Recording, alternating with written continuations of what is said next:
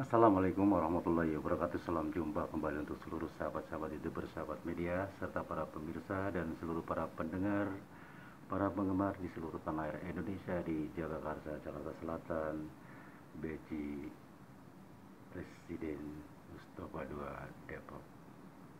Kembali kepada untuk seluruh para pendengar, baik seluruh para penggemar, para pendengar setia yang selalu mengikuti kajian kami, terutama untuk seluruh sahabat-sahabat itu bersahabat media, baik di dalam negeri maupun di luar di sana. Semoga senantiasa kita tetap dalam lindungan Allah Subhanahu wa Ta'ala. Saya tidak pernah putus terus mendoakan Anda semuanya. Mudah-mudahan yang punya hajat disegerakan hajatnya dikabul, dan yang sedang sakit mudah-mudahan diangkat penyakitnya ya. Dan semoga Anda selalu berbahagia bersama keluarga, dan semoga kita semuanya diselamatkan dunia akhirat. Kembali kepada salah satu penanya, saudari Rodia yang ada di kota Bandung.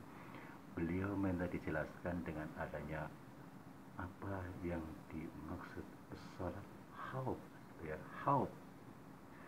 Kembali kepada saudari Ibu Rodia yang ada di kota Bandung. Terima kasih atas bergabungnya Anda bersama kami Radio RAS yang ada di channel Ayah Sadam. Akan saya jelaskan kembali untuk Anda, baik seluruh para pendengar, para penggemar, dan yang selalu setia mengikuti kajian ini. Mari kita sama-sama ikuti kajian ini. Mudah-mudahan Allah selalu memberi kemudahan barang siapa yang selalu berusaha belajar menambah ilmu agama. Allah akan memberi kemudahan segala hajatnya ya. Kembali kepada pertanyaan daripada Ibu Rodia yang ada di Bandung, bahwasanya sholat khauf adalah sholat fardu yang dilakukan dalam situasi yang sangat mengkhawatirkan atau kemungkinan terjadinya bahaya saat sholat. Misalnya ya, sedang terjadi perang. Cara pelaksanaannya sebagai berikut. Yang pertama, posisi musuh bukan berada di arah kiblat. Misalnya, musuh lebih sedikit dari jumlah kaum muslimin dan bisa dihadapi oleh sebagian kaum muslimin. Dalam keadaan seperti ini, imam membagi pasukan menjadi dua kelompok. Satu kelompok berdiri menghadap musuh, sedangkan kelompok yang lainnya segera mengerjakan sholat satu rakaat.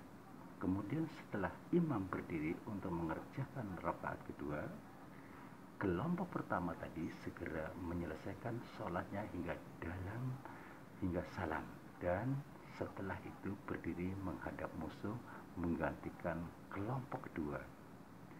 Imam tetap berdiri hingga kelompok kedua bergabung, lalu mereka mengerjakan sholat bersama-sama satu rakaat. Ketika imam duduk tasahud akhir tasahud akhir, sekelompok kedua berdiri untuk menyempurnakan sholatnya.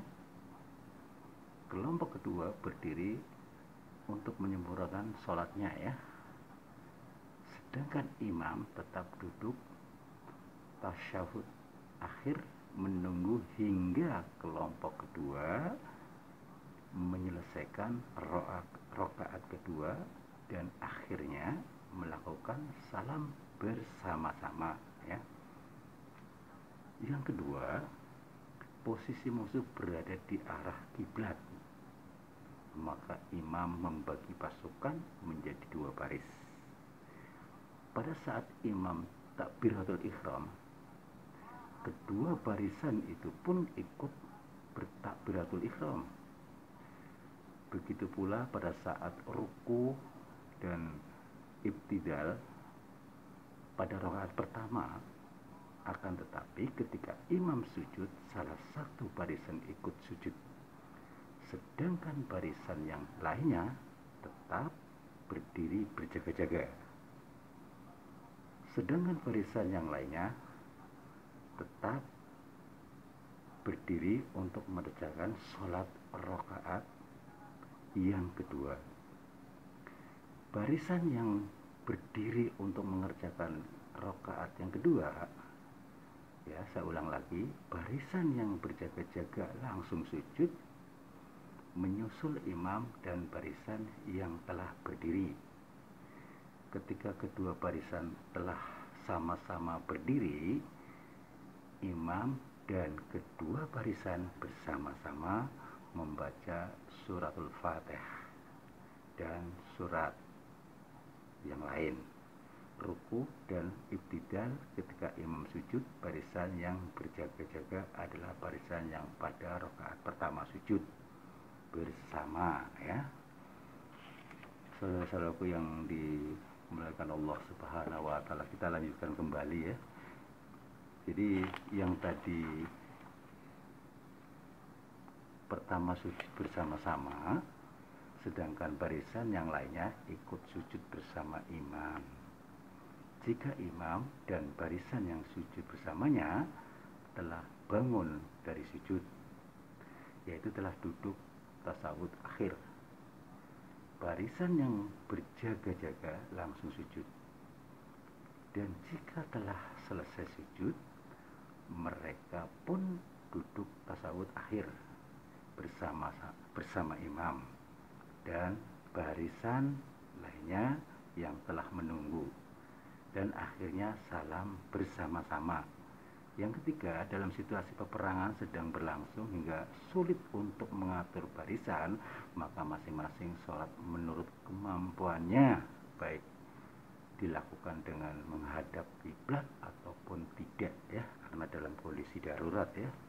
Allah Maha tahu. Untuk saudari Ibu Rodiah yang ada di Kota Bandung, mudah-mudahan Anda jelas atas penjelasan dari saya. Silahkan Anda ulang kembali videonya kalau belum jelas, ya. Dan ini ada pertanyaan yang kedua, apa sih manfaatnya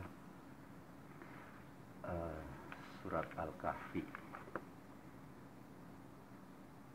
Ini dari sahabat Burodia yang tidak mau disebutkan namanya, ya. Saya perjelas ya dengan singkat, karena dulu sudah saya pernah memberi amalan yang berkaitan dengan surat Al-Kahfi. Namun tidak ada salahnya saya akan memperjelas, ya, bahwa surat Al-Kahfi itu memang banyak manfaatnya. Misalnya Anda seorang pedagang atau mungkin sedang merasa kesulitan, dipersilakan Anda amalkan setelah sholat Jumat. Jadi ngambilnya hari Jumat, ya. Setelah sholat Jumat selesai, berdoa selesai, ya, Anda tawasul membaca surat Al-Kahfi hingga sampai nunggu asar. Seandainya sholat asar belum waktunya, tapi membaca surat Al-Kahfi sudah selesai, Anda tunggu sampai asar selesai, salat asar selesai, Anda baru boleh pulang, seperti itu, ya. Jadi setelah salat Jumat selesai, Anda tawasul membaca surat Al-Kahfi hingga sampai pulangnya nanti nunggu salat asar sampai 7 ambal, maksud saya 7 Jumat berturut-turut dengan waktu yang sama. Yang kedua, Anda malamnya sholat malam, sholat tahajud, amalannya apa saja, mau suratul Fatihah boleh, lebih bagus, karena bersamaan selama 7 Jumat, ya, berarti ketemu 7 Jumat, membaca surat Al-Kahfi setelah sholat Jumat selesai hingga sampai nunggu asar selesai sholat, baru Anda boleh pulang. Ini juga berkaitan dengan untuk mengasah mata batin, ya. Nanti Anda bisa cek setelah 7 Jumat, Anda jalan setelah subuh kemana terserah Anda tujuannya, titik temunya di mana, finishnya di mana, sambil membaca Ar-Rahman Ar-Rahim, Ar-Rahman Ar-Rahim, ya. Ini juga berkaitan untuk mempermudah Anda mengubah diri. Katanya Anda merasakan ada kesulitan dalam berusaha, Allah dengan adanya ini mata batin Anda akan terbuka dan Allah akan memberi kemudahan-kemudahannya. Bahwasanya saya katakan tadi Ar-Rahman Ar-Rahim adalah berkaitan dengan amalan Asmaul Husna. Ar-Rahman itu yang maha pengasih dan pemurah, Ar-Rahim yang maha penyayang. Itu sepanjang jalan dibaca Ar-Rahman Ar-Rahim, Ar-Rahman Ar-Rahim, nanti mata batin Anda akan dibuka. Orang lain melihat, tidak melihat sesuatu, Anda melihat misalnya uang, Anda bisa melihat uang, padahal orang banyak jalan tidak bisa melihat. Barangkali rezeki dari Allah hanya untuk Anda yang mengamalkan Ar-Rahman Ar-Rahim, Ar-Rahman Ar-Rahim. Ini salah satu bacaan Asmaul Husna. Sedangkan bacaan Asmaul Husna semuanya ada 99 nama agung yang mulia Allah. Ini juga bagus, Anda bisa buat menambah pikiran ya. Anda bisa buka banyak buku panduan-panduan Asmaul Husna, nanti Anda bisa buat menambah ya. Demikianlah saudara Ibu Rodia bersama kawannya yang tidak mau disebutkan namanya. Mudah-mudahan Anda paham dan jelas, dan untuk seluruh para pendengar, para penggemar yang setia ikut kajian ini, mudah-mudahan apa yang saya sampaikan menjadi bahan masukan, menambah wawasan buat kita, menambah ilmu kita, mudah-mudahan bermanfaat. Akhirnya karena waktu juga kami harus turun dari udara, apabila salah-salah kata dalam penyampaian baik sengaja dan tak sengaja, saya pribadi mohon maaf. Wassalamualaikum warahmatullahi wabarakatuh. Ihdinas siratal mustaqim.